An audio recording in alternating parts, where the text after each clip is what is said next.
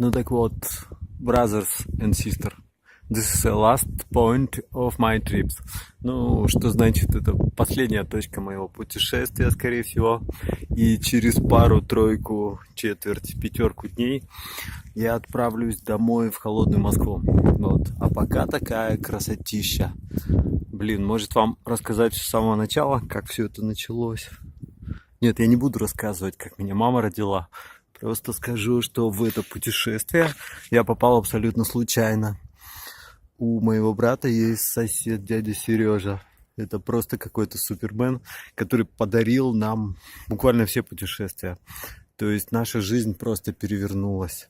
Половину из того, что я видел, я обязан дяде Сереже. Вот такой вот клевый чувак.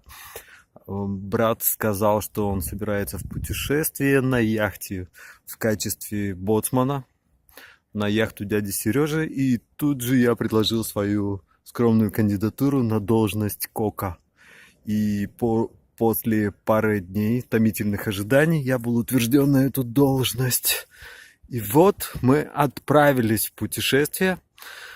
Мы сели на яхту и отправились из испанского городка, который я вам не назову, поскольку вообще у меня с географическими названиями не все в порядке.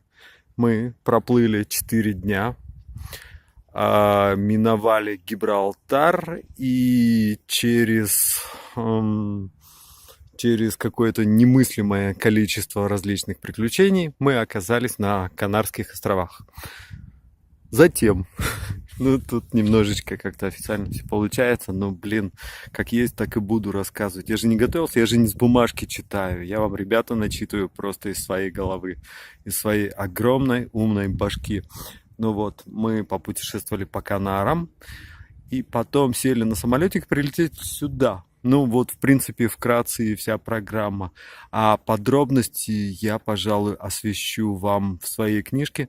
Так что будьте любезны, записывайтесь. Еще есть последние книжки. Ну как вам? Ладно, все, бай.